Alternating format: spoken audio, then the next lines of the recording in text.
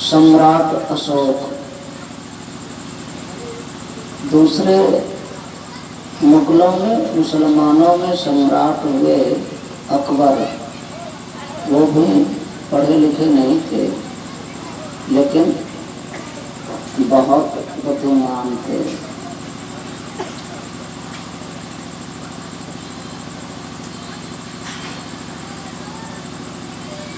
और संतों में सम्राट हुए संत कबीर साहब जी, ये भी पढ़े लिखे नहीं थे लेकिन संतों में सम्राट कहलाए।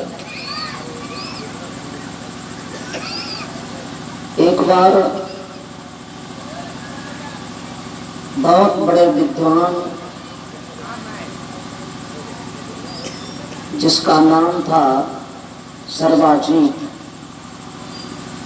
उन्होंने अपना नाम सर्वाजीत रखा। दुनिया भर के सभी विद्वानों को पराजित किया अपनी विद्वता के बल पर, और अपनी माता से आकर बोला, माँ, मैंने संसार के सभी विद्वानों को आज पराजित कर लिया है, अब मुझे क्यों सर्वाजीत कहना। तो उनकी माता कहते हैं, तो संत कबीर साहब जी को ही पराजित कर लिया है। कहो को तो पढ़े लिखे ये नहीं है, मैं क्या उनसे जाकर के शास्त्रार्थ करूंगा। कुछ पढ़े लिखे रहते, विद्वान रहते, तब न मैं जाकर शास्त्रार्थ करता। इसलिए मैं उनके पास नहीं गया।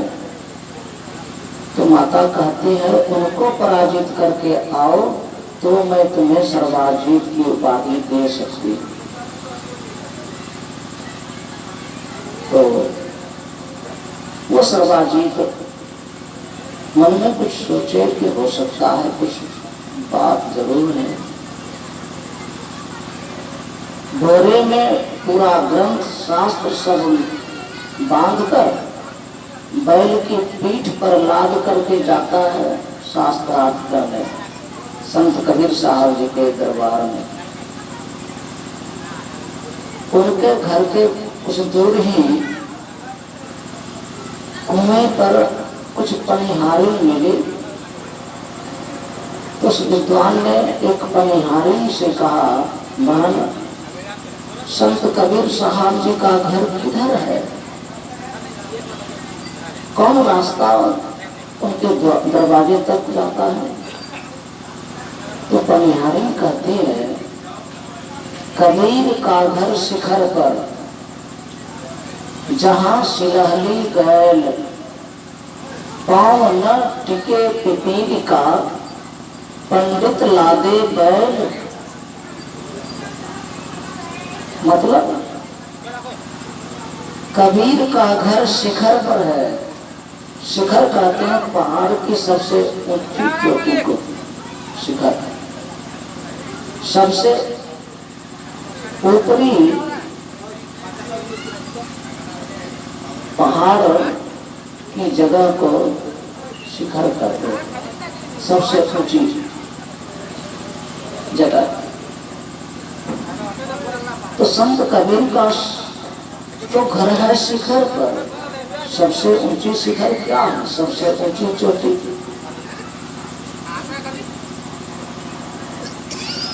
जिस चोटी पर चढ़कर के त्रैलोक क्या असंख्य विश्व ब्रह्मांड दिखाई पड़े, वह ये सबसे ऊंची चोटी। हिमालय की सबसे ऊंची चोटी पर भी कोई जाकर देखेगा तो फिर देखने को और बाकी बच जाएगा। ये सबसे ऊंची चोटी नहीं है। सबसे ऊंची चोटी वो है जिस पर अगर कोई जाकर देखे तो देखने को कुछ भी बाकी नहीं बचे। अनगिनत ब्रह्मांड जिस चोटी पर जाकर दिखाई पड़ जाए वही सबसे ऊंची जगह है, सबसे ऊंची शिखर है। वो जगह कहाँ है? वो जगह आपके पास है। आप जहां हैं वही वो जगह है। वहां तक जाने का रास्ता आप जहां हैं वही है। और वहीं सभी संतों ने अपनी पहुंच सदा के लिए स्थापित कर ली है। संत कबीर साहब जी कहते हैं, ऊंचा महल अगम पुर जहवा, वो जगह अगम है। सामान्य की दृष्टि, सामान्य प्राणी की दृष्टि वहां नहीं पहुंच सकती है। सर्वसाधारण की जानकारी से वो बाहर है। ऊंचा महल अगम पुर जहवा, संत समागम होय। वही एक ऐसी ऊंची शिखर है, ऊंचा महल है, जहां सभी संतों का मिलन होता है, समागम होता है। और जो उस जगह चला जाता, उस महल में जो पहुंच जाते, फिर उनको माता के पेट में नहीं आना पड़ता। फिर उनकी जिंदगी में कभी जन्म और मृत्यु का भयंकर दुख नहीं देखना पड़ता।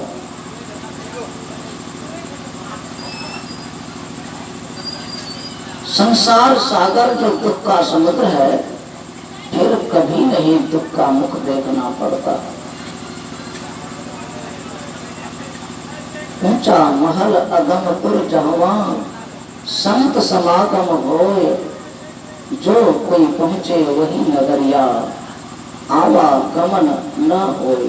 फिर आवागमन नहीं उसकी जिंदगी में होगा। आवागमन का मतलब होता है जन्म लेना और शरीर का परित्याग कर देना, मर जाना। यह आवागमन, जन्म और मरण का दुख कब से लगा हुआ है? हम आप जीव को, हमें आप जीव जन्म और मरण का भयंकर दुख झेलते आ रहे हैं और इस बार फिर जन्म लिए हैं।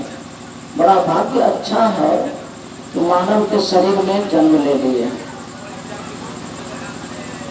मर्यादा पुरुषोत्तम भगवान श्री राम जी अपने नगर के तमाम नगरवासियों से कहते हैं, हे भाई,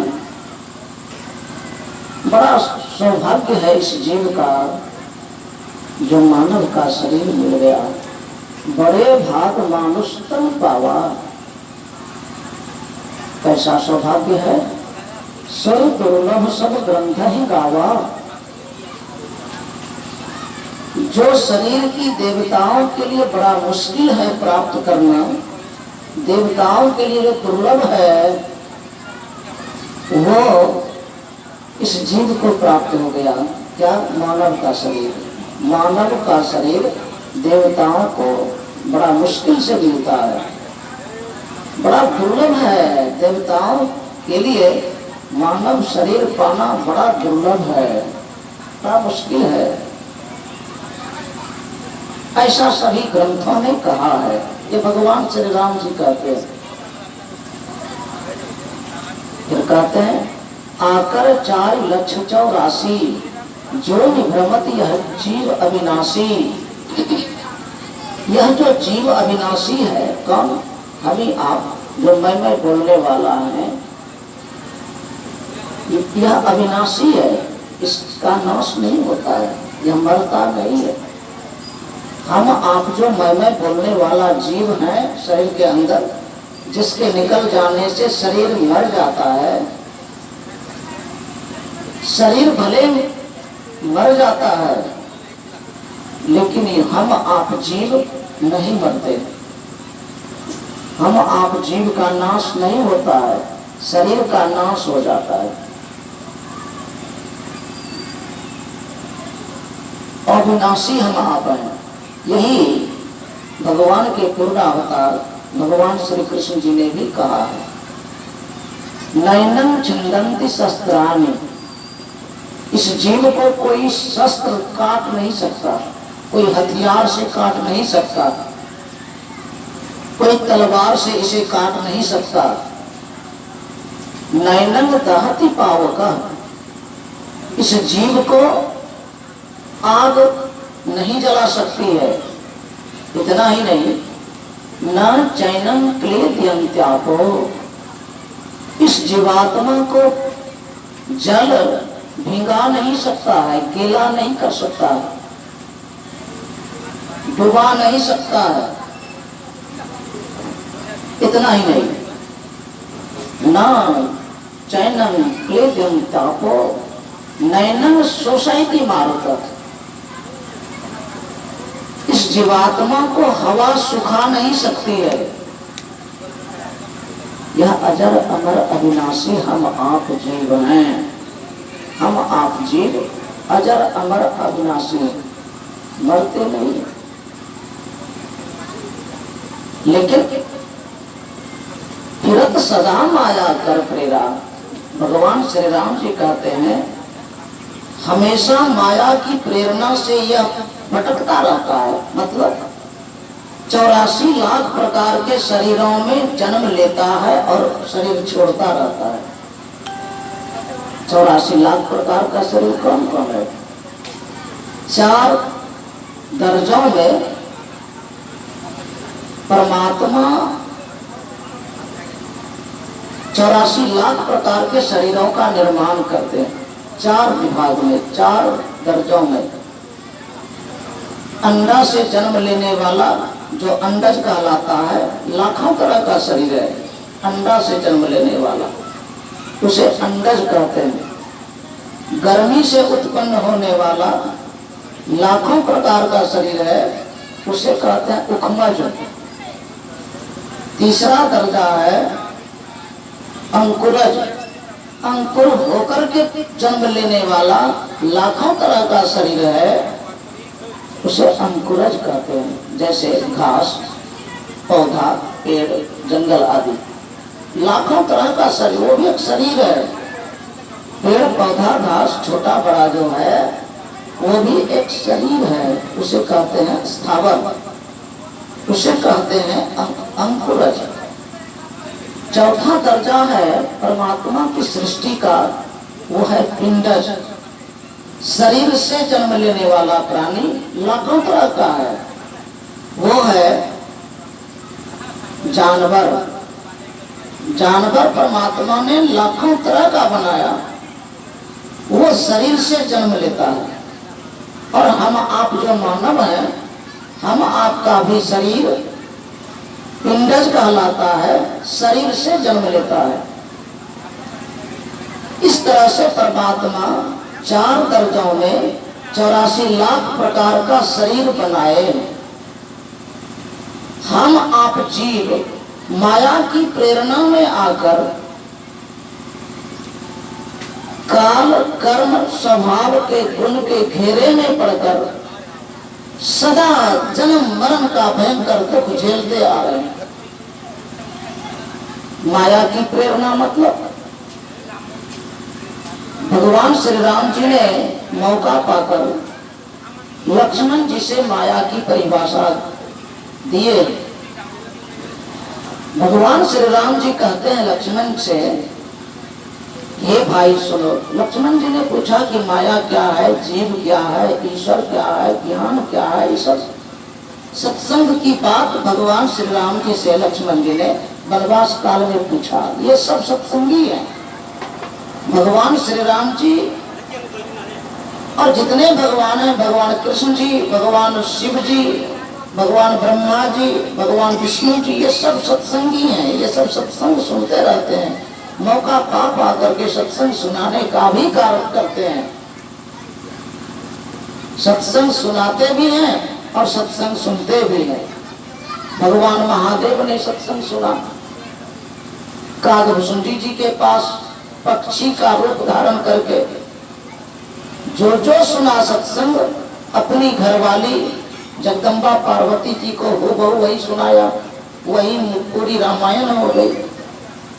भगवान शिव जी की सत्संग, भगवान शिव जी द्वारा जो सत्संग है गिरजा मैया को सुनाया हुआ, वही पूरी रामायण है, राम कथा। पूरी रामायण आप पढ़ेंगे तो आपको कहीं कहीं गिरजा शब्द सुनने को मिलेगा। मतलब भगवान महादेव गिरजा से कहते हैं, गिरिजा संत समागम सम न लाभ कछु आन, बिन हरि कृपा न हो ही सो गावहि वेद पुराण। भगवान शिव जी गिरजा को सत्संग सुनाते हुए कहते हैं, हे पार्वती सुनो, दुनिया में सत्संग से बढ़कर के लाभ देने वाला कोई साधन नहीं है, और यह सत्संग बिना प्रभु की कृपा से होता भी नहीं है। बिनु हरि कृपा न हो ही सो गावहि वेद पुराण। भगवान वेद और पुराण की गवाही देकर, साक्षी देकर भगवान शिव जी कहते हैं पार्वती जी से, हे गिरजा, सत्संग से बढ़कर दूसरा कोई लाभ देने वाला साधन नहीं है। प्रभु की कृपा जब बहुत होती है तब सत्संग प्राप्त होता है। भगवान शिव जी ने इस तरह से पूरी रामायण की कथा गिरिजा महारानी को सुनाई है। भगवान शिव जी भी सत्संगी हैं, भगवान ब्रह्मा जी भी सत्संगी हैं। भगवान ब्रह्मा जी के यहाँ जब संत नारद जी पहुंचते थे तो नारद जी से सत्संग सुना करते थे भगवान ब्रह्मा जी। भगवान विष्णु जी भी सत्संग सुनते थे और भगवान विष्णु जी ने सत्संग सुनाया भी है। तो लक्ष्मण जी सत्संग सुनने के क्रम में प्रसंग छेड़ देते हैं कि भैया यह तो बताइए कि माया क्या है, जीव क्या है, ईश्वर क्या है, ज्ञान क्या है। तो भगवान श्री राम जी सत्संग सुनाते हुए कहते हैं, भाई सुनो, गो गोचर जहाँ लगी मन जाई, सो सब माया जानहु भाई। गो कहते हैं इंद्रियां, जैसे 5 ज्ञानेंद्रियां हैं, आंख, कान, नासिका, जिह्वा और त्वचा। ये 5 ज्ञानेंद्रियां हैं। इन 5 ज्ञानेंद्रियों के द्वारा जो जानकारी में आवे, जो समझ में आ रहा है, वो सब माया है भाई, माया है। इतना ही नहीं, जहां लगी मन जाई, मन भी जहां तक संकल्प विकल्प विचार कर सकता है, वो सब माया है। वो सब माया, माया क्या है? संत कबीर साहब जी ने कहा, माया महाठगनी में जानी, मैंने माया को महाठगनी जाना है। मैंने माया को महाठगनी जानी है। महाठगनी मतलब जो सबसे भारी ठगने का काम करे वही है। पुरुष अगर है तो उसको ठग कहेंगे, और स्त्रियों में जो भारी ठगने का काम करे उसको ठगनी कहेंगे। महाठग, ठगना, ठगना तो समझते हैं। जो ठगाते हैं उसको खुशी होती है कि दुख होता है। जो ठगाते हैं बेचारे कितने अंदर से दुखी होते हैं। मतलब जो दुख देने का काम करे उसी को कहते हैं माया। जो दुख देने का काम करे मतलब ठगने का काम करे उसको कहते हैं माया। परमाराध्य श्री सद्गुरु महाराज कहते हैं, यह जग जानो छली महाई। यह संसार महाछलिया है, महाछलिया है, छल करेगा। ये संसार महाछलिया है, महाठग है। इस संसार के ख्याल में जो भी लगा रहा, अंत में वो बहुत पछता करके शरीर छोड़ा। जो इस संसार के ख्याल में लगा रहा वो बहुत दुख प्राप्त करके संसार से शरीर का परित्याग किया भयंकर दुख दर्द के साथ। चूंकि यह संसार ही माया है। माता मदालसा अपने लाडले प्यारे शिशु बच्चों से यही पढ़ाती रहती थी, यही सुनाती रहती थी, यही सिखाती रहती थी कि बेटा शुद्ध हो सी, बेटा तुम शुद्ध हो, बेटा तुम निरंजनो सी, तुम निरंजन हो, मतलब तुम परमात्मा हो। इतना ही नहीं, बेटा तुम बुद्धोसी, तुम बुद्ध हो, तुम ज्ञानी हो, तुम ज्ञानी हो।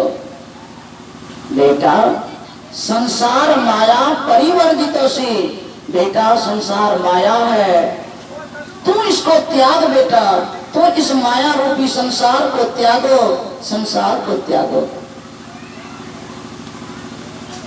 इस संसार के ख्याल में जो भी पड़ा रहा उसे दुख ही दुख हाथ लगा। वो अंत में दुख दर्द प्राप्त करता हुआ शरीर का परित्याग किया। चूंकि संसार का नाम ही है दुखालय। वेदांत के ऋषि कहते हैं जगत दुखालयम, संसार दुख का घर है। दुख के घर में कोई आ जाए और सोचे कि यहाँ हमको सुख मिले, सोचने में वो तो, चाहने में तो वो स्वतंत्र है, चाहने में तो स्वतंत्र है, वो चाह सकता है, लेकिन वैसा होगा नहीं। ये चाहना जीव का कर्तव्य है, स्वभाव है। क्योंकि जीव सुख समुद्र परमात्मा से थोड़ा अलग हुआ है, इंच मीटर किलोमीटर में नहीं, बिल्कुल समीप है। परमात्मा बिल्कुल साथ है, जीव का बिल्कुल साथ है, लेकिन दूरी थोड़ी है। दूरी किलोमीटर इंच मीटर सब में नहीं, वो विलक्षण परमात्मा और जीवात्मा के बीच में विलक्षण दूरी है, संसार वाली दूरी नहीं है। परमात्मा तो बिल्कुल सबसे नजदीक है, जीव के बिल्कुल साथ अगर कोई है, पास अगर कोई है, निकट अगर कोई है तो एकमात्र परमात्मा। आप हैं जीव और आपके पास अगर सबसे नजदीक कोई है तो परमात्मा है। इसीलिए जीव के अंदर जो भावना होती है, जो चिंतन होता है, जो वृत्ति होती है, परमात्मा सब जान लेते हैं। इसीलिए परमात्मा को अंतर्यामी कहा गया है। सबके अंतर मंदिर में जो हमेशा बैठा रहे, सबके दिल की बात हमेशा जो सुनते रहे, जो सबके दिल के पास हमेशा मौजूद रहे, वर्तमान रहे, वो परमात्मा है। परमात्मा का सत्य स्वरूप आत्म स्वरूप है। याद रखेंगे, परमात्मा का सत्य स्वरूप आत्म स्वरूप है।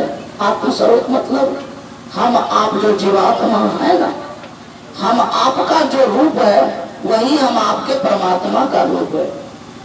हम आप जीवात्मा परमात्मा के अभिन्न अंश हैं। हम आप जीवात्मा परमात्मा से अलग हुए हैं, परमात्मा ने अलग किया है। इंच मीटर किलोमीटर की दूरी में नहीं, नजदीक रहते हुए भी दूर परमात्मा रहते हैं, नजदीक से नजदीक रहते हुए भी लगता है दूर है सबसे नजदीक, लेकिन लगता है कि दूर है, परमात्मा है ये नहीं है, ऐसा लगता है। इसलिए कि परमात्मा को तो देखते नहीं है, इसीलिए विश्वास नहीं होता है कि परमात्मा को लोग कहते हैं है, लेकिन दिखता तो है नहीं। कहने भर के लिए परमात्मा है, दरअसल परमात्मा है ये नहीं है, ऐसा भी कोई सोचने वाला सोचते हैं।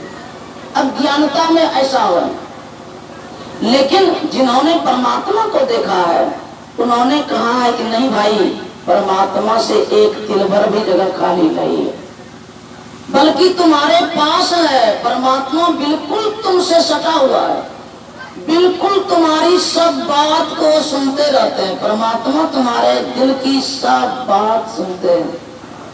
इसलिए कि वो तुम्हारे पास है। नहीं जानने में कुछ कारण है, नहीं जानने में कुछ कारण है, नहीं जो तुम देख रहे हो इसमें कारण है, कारण है।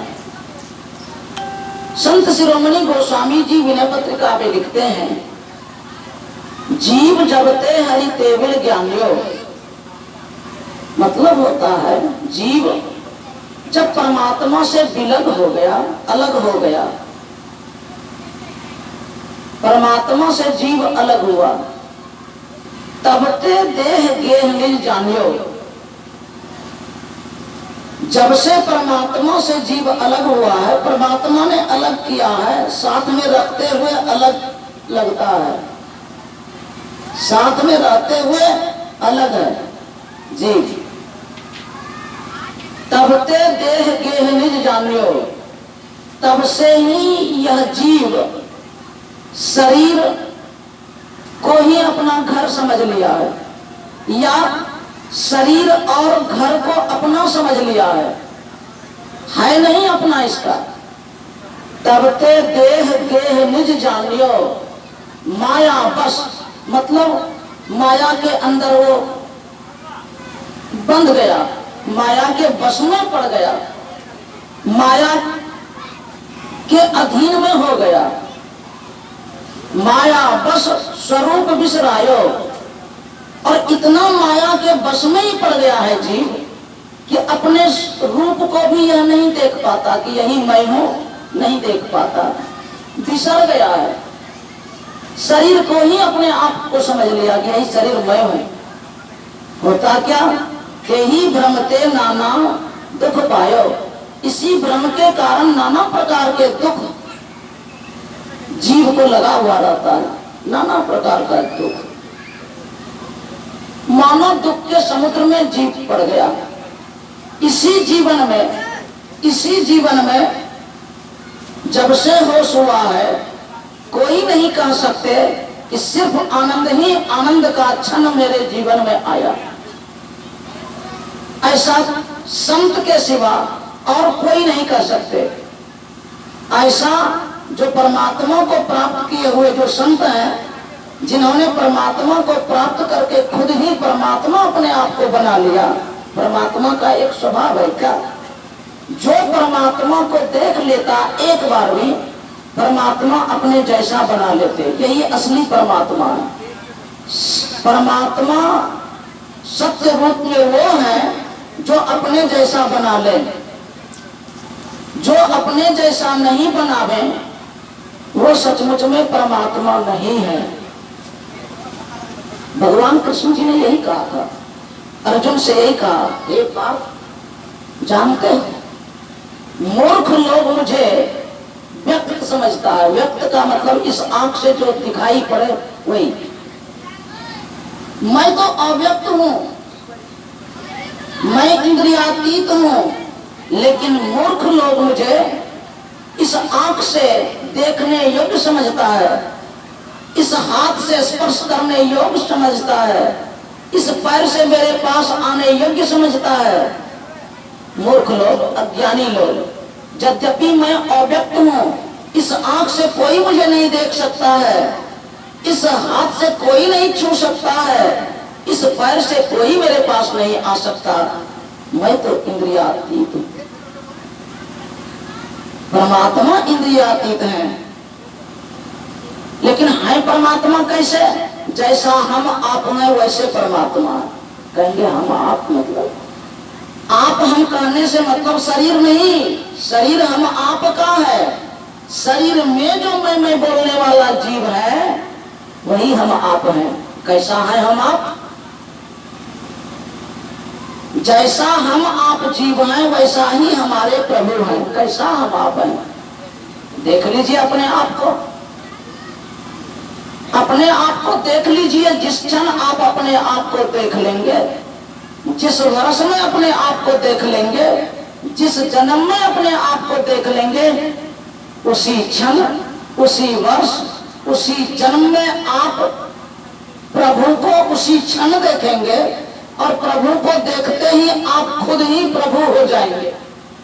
तो दुनिया के लोग आपको कहेंगे गुरुर् ब्रह्मा गुरुर् विष्णु गुरुर्देवो महेश्वर गुरु साक्षात पार ब्रह्म तस्मै श्री गुरुवे नमः। चूंकि परमात्मा और जीवात्मा बिल्कुल नजदीक है, बिल्कुल संग संग है। संत कबीर साहब जी ने कहा संग ही में पिया नहीं मुलाकात बड़ी अचरज बात। वो पिया परम प्रभु परमेश्वर संग में ही है लेकिन मुलाकात नहीं है, यही आश्चर्य की बात है। एक ही कोठरी में दुल्हन भी है और उनका दुल्हा भी है। अगर दुल्हन को दुल्हा नहीं मिले, दुल्हन को दुल्हा से भेंट अगर नहीं हो, मुलाकात नहीं हो, तो आप नहीं कहेंगे बड़ा आश्चर्य की बात। एक ही कोठरी में दुल्हा दुल्हन दोनों, वर वधू दोनों और मुलाकात नहीं, बड़ा आश्चर्य की बात, बड़ी अचरज बात। वो दुल्हन है हम आप जीवात्मा और दुल्हा है हम आपके स्वामी प्रभु परमात्मा। हैं कहाँ? जहाँ हम हैं जिस कोठरी में, उसी कोठरी में हमारे प्रभु स्वामी दुल्हा है सबके। परमात्मा ने हम जीवात्मा की आंख पर घूंघट लगा दिया है। घूंघट जानते हैं? घूंघट की परंपरा शादी विवाह में है, एक परंपरा है घूंघट की। घूंघट दिया जाता है मतलब चेहरे को ढक दिया जाता है। घूंघट मतलब चेहरे को ढकना। परमात्मा ने हम जीवात्मा जो दुल्हन है, हम आप जो उनके संग थे, अलग जो हो गए, जिस क्षण अलग परमात्मा ने किया और परमात्मा ने अलग करने के समय ही हम जीवात्मा के चेहरे पर घूंघट डाल दिया। मुसलमान लोग उसको कहते हैं बुर्का। मुसलमान लोग स्त्रियों को के चेहरे को बुर्का से ढक देते हैं। परमात्मा ने हम जीवात्मा जो स्त्री हैं, हम जीवात्मा स्त्री हैं, हम आपके चेहरे पर घूंघट डाल दिया है। ये घूंघट भारतीय भाषा है। घूंघट एक पर्दा। दुल्हन के चेहरे पर घूंघट है और दुल्हा भी है। जब तक कि दुल्हन घूंघट को नहीं हटाएगी तो दुल्हा के चेहरे को देख सकेंगे।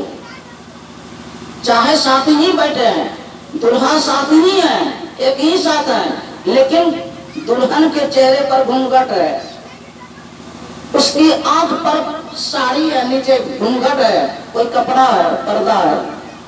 अगर दुल्हा को देखना चाहेंगी तो सबसे पहले उस पर्दे को, घूंघट को हटाना पड़ेगा। संत कबीर साहब जी ने यही कहा, घूंघट का पट खोल रे तो को पीव मिलेंगे। ऐ जीवात्मा, तुम्हारी आंख पर घूंघट परमात्मा ने डाली है। वो घूंघट क्या है?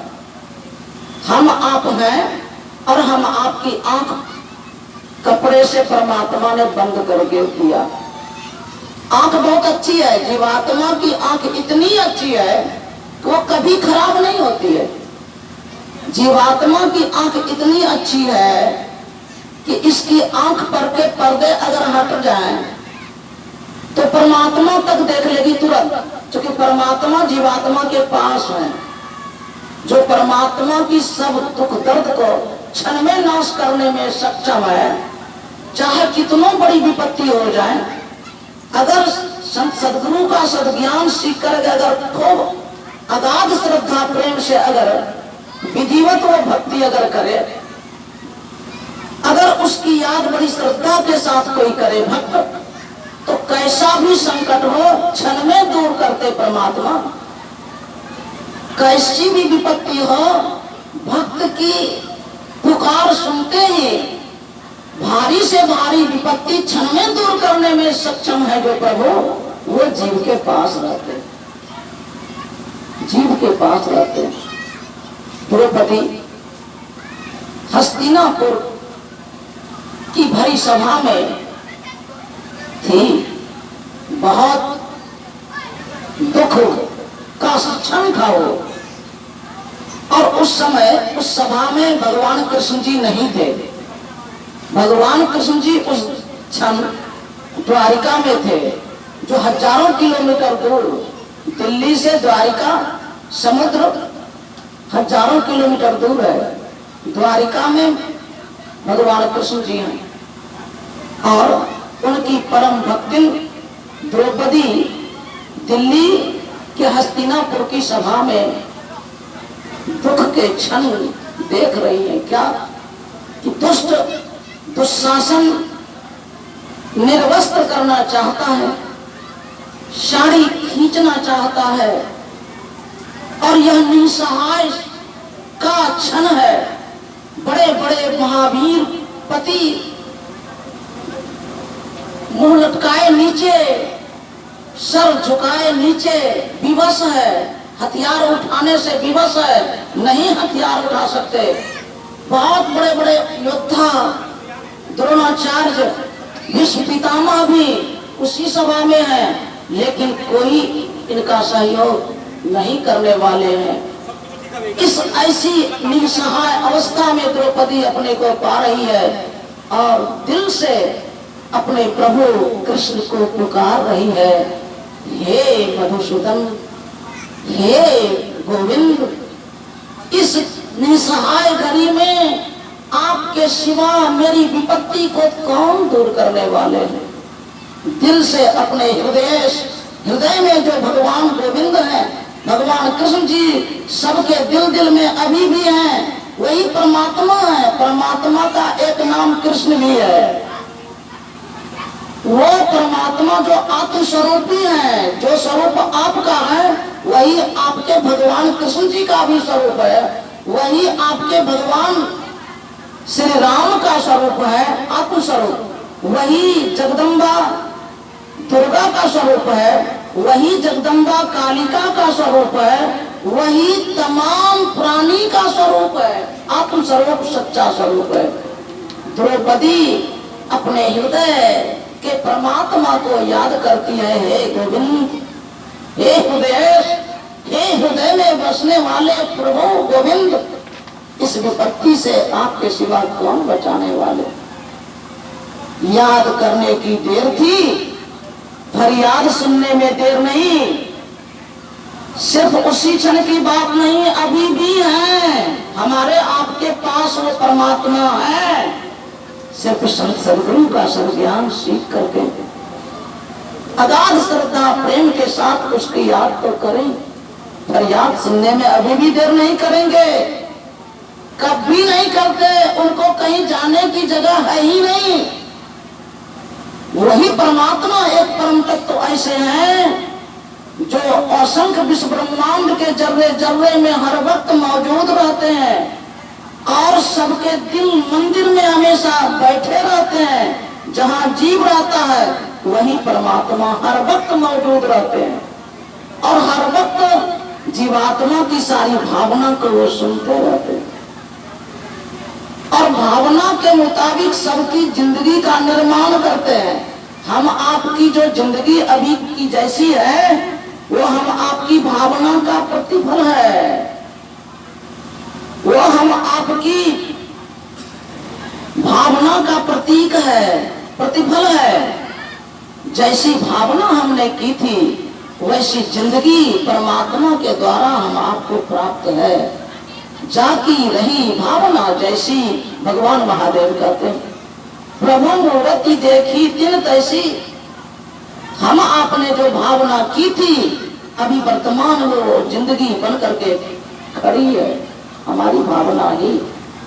आगे की जो जिंदगी बनेगी परमात्मा के द्वारा, परमात्मा के द्वारा सबको प्राप्त है, वो भी हमारी भावना पर ही निर्भर करता है।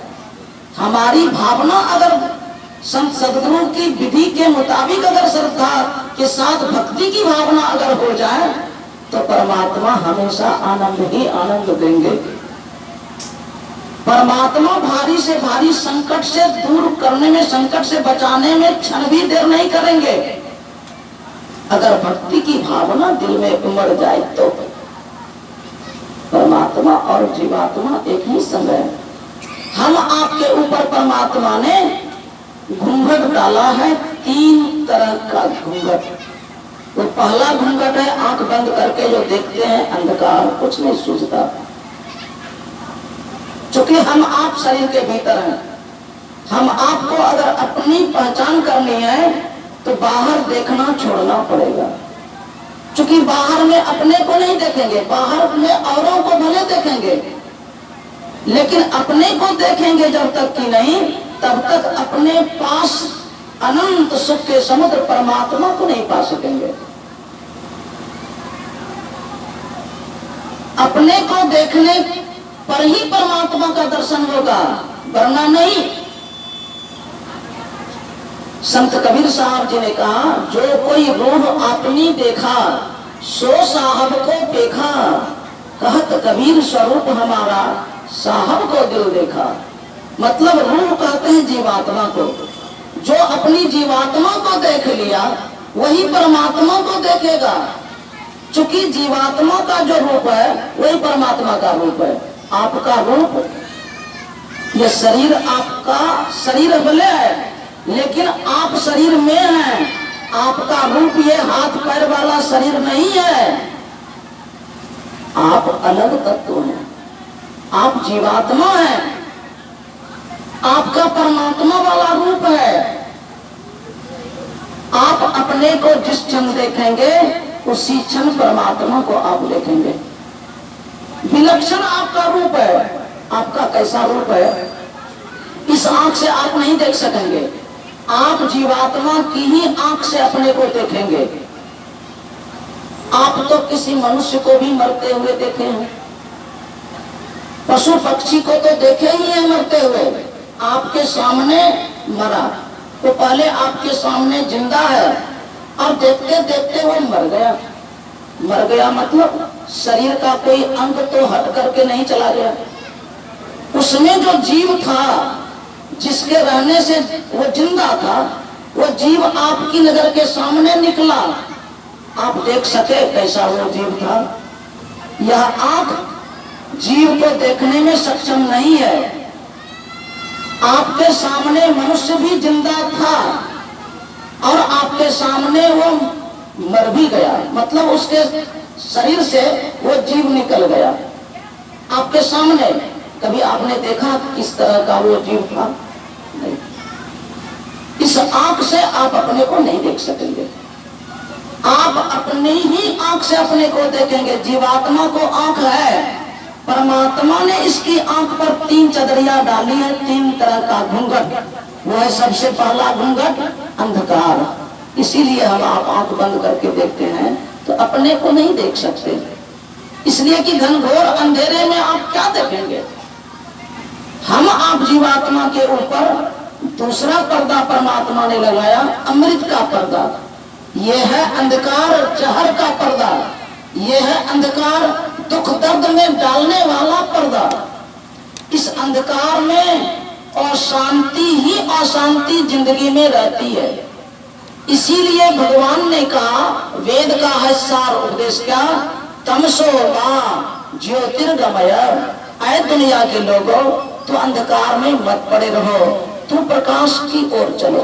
प्रकाश है अमृत, प्रकाश है अमृत। हमारी आंख के ऊपर परमात्मा ने, मतलब जीवात्मा की आंख पर परमात्मा ने अंधकार, प्रकाश और शब्द, ये 3 पर्दा डाला। ये 3 तरह का घूंघट।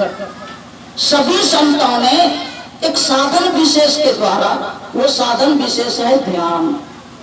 साधन विशेष है ध्यान। इसका भी तरीका होता है, बिना इसका फॉर्मूला सीखे नहीं आप ध्यान कर सकेंगे। और सीखने के काबिल जब होंगे तभी या आप सीख पाएंगे। कहेंगे कहा सीखने का काबिल? सब मनुष्य है, सीखने लायक सब मनुष्य है, लेकिन जब तक मनुष्य अपनी बुद्धि को गंदी करने वाला सामान खाता पीता रहेगा, जब तक मनुष्य अपनी बुद्धि को मलिन करने वाला पदार्थ खाता पीता रहेगा, जैसे मांसाहार, मांस, मछली, अंडा, दारू, शराब, तंबाकू वगैरह, ये तमाम तरह का नशा जो बुद्धि को मलिन कर देता, अच्छी बुद्धि को भी गंदी बनाने का काम करता है मांस, मछली, अंडा, दारू, शराब, खैनी, बीड़ी, सिगरेट, तिरंगा, गुटखा, भांग, गांजा। जब तक आप खाते रहेंगे, भले आप भक्ति में बहुत आप ऐसे करेंगे, वैसे शरीर से करेंगे, लेकिन शांति वाला आपको नहीं मिलेगा फल। चूंकि राक्षसी वृत्ति रावण आदि राक्षसों की थी, वो सब भी मांसाहार और नशा का सेवन करता था, भगवान की भी भक्ति करते थे, भगवान महादेव की भक्ति बहुत करते थे, यहाँ तक कि अपनी गर्दन काट करके चढ़ाते थे। एक बार नहीं, रावण ने 10-10 बार अपना गला काट करके भगवान महादेव को चढ़ाया। फल मिला उसको, बहुत धन मिला, सोने की लंका मिल गई, 1 लाख जवान देवताओं को पराजित करने वाला शक्तिशाली पुत्र प्राप्त हुआ, 1.25 लाख नाती पोता हुआ, लेकिन सर्वनाश भी अपनी नजर के सामने देखा, जवान बेटे की लाश भी अपनी नजर के सामने देखा, फिर पूरी लंका पूरी हनुमान जी के द्वारा जलाई भी गई, वो भी आपने देखा, और लास्ट में मरा तो पश्चाताप के सागर में डूबता हुआ मरा। मतलब मेरे कहने का, ये बुद्धि को नाश करने वाली चीज है। मांस, मछली, अंडा, शराब, दारू, ताड़ी, खैनी, बीड़ी, भांग, गांजा आदि, ये अच्छी बुद्धि को गंदी करने वाली चीज है। इसमें आप पवित्र परम पवित्र परमात्मा को नहीं देख सकेंगे। आप ज्ञान सीख भी लेंगे, लेकिन अंतर में आपके आवरण हटेंगे नहीं, क्योंकि बुद्धि खराब हो जाएगी। ये नशा नाश करने वाला सामान होता है। इसलिए 6 महीना पहले से जो मांस, मछली, अंडा, दारू, ताड़ी, खैनी, बीड़ी, सिगरेट ये सब छोड़े हुए हैं, वो सीखने के काबिल हैं। वो सीख करके तरीका करें, आंख बंद करने पर आपको प्रभु की ज्योति मिलेगी, आपको प्रभु की आवाज जो है अमृत, वो आपको मिलेगी अपने ही अंदर में, और आपकी आंख पर के ये घूंघट हटेंगे, आत्म दृष्टि खुलेगी, अपनी आंख से अपने आप को देखेंगे और देखेंगे कि जो मैं हूं मेरे ही पास प्रभु है। सिर्फ देखेंगे ही नहीं, देखेंगे जो मैं वही प्रभु, जो प्रभु वही मैं, हम में और प्रभु में कोई अंतर नहीं। आप फिर जीव नहीं रहेंगे, आप तो परमात्मा अपने आप को देखेंगे, खुद ही खुदा आप हो जाएंगे। यही सत्संग का सबसे बड़ा चमत्कार है। सत्संग इस जीव को परमात्मा बनाने का काम करता है, देवता भी नहीं। देवता तो बनाता ही है, असली इंसान मनुष्य तो बनाता ही है। अरे सबसे प्रतिष्ठित और सबसे बड़ा परमात्मा तक बनाने का काम सत्संग करता है। मानो संत सदगुरु का जो ध्यान करने वाला कायदा है, विधि है, इसको सीख करके जो उनके कहने मुताबिक अगाध श्रद्धा के साथ ध्यान करते हैं, अपने को 5 पापों से बचा करके रखते हैं। 5 पाप में झूठ बोलना, चोरी करना, नशा का सेवन करना, हिंसा करना, हिंसा मतलब जीवों को दुख देना, अथवा मत्स्य मांस को खाद्य पदार्थ समझना, और 5वां महापाप है व्यभिचार। व्यभिचार मतलब पराई स्त्री के साथ परपुरुषों का जो गलत संबंध है। जो मनुष्य, स्त्री चाहे पुरुष, इन 5 पापों से अपने आप को हर वक्त बचा करके रखेंगे और संत सद्गुरु की खूब अगाध श्रद्धा के साथ तन मन धन से सेवा करेंगे, वो प्रसन्न होंगे, उनका आशीर्वाद वरदान मिलेगा, अंदर में आप ध्यान में तरक्की करेंगे। अगाध श्रद्धा के साथ जब समय आप लगा करके ध्यान करेंगे तो अंधकार में भी देखते हुए आप प्रभु का कुछ न कुछ प्रकाश देखेंगे। आप बंद करके आप सबसे बड़ा प्रकाश का जो भंडार है सूर्य भी देखेंगे। और अंतर में प्रभु की आवाज जो अमृतमयी है सबके अंदर में, वो भी अंतिम पर्दा है जीवात्मा की आंख पर के, वो भी आप सुनेंगे। और फिर नादानुसंधान की क्रिया करके आप इन तीनों आवरणों से आप ऊपर उठ जाएंगे। यह घूंघट आपके ऊपर के हट जाएंगे, आपकी अपनी आंख खुलेगी। आप अपनी जीवात्मा की आंख से अपने आप को पहले देखेंगे कि यही मैं हूं। अभी तो आंख बंद करके देखते हैं, कुछ नहीं सोचता, यही महा अज्ञानता है। यही सब दुख दर्द पैदा करने का स्थान है। क्या? अंधकार। गुरु का काम है सब दुख दर्द पैदा करने का कारण का निवारण करना। आप उनके कहने मुताबिक ध्यान करेंगे, अंधकार हट जाएगा। होगा, करिए। मनुष्य शरीर परमात्मा ने आपको दुख दर्द से बचने के लिए ही दिया है, मानो ध्यान करने के लिए।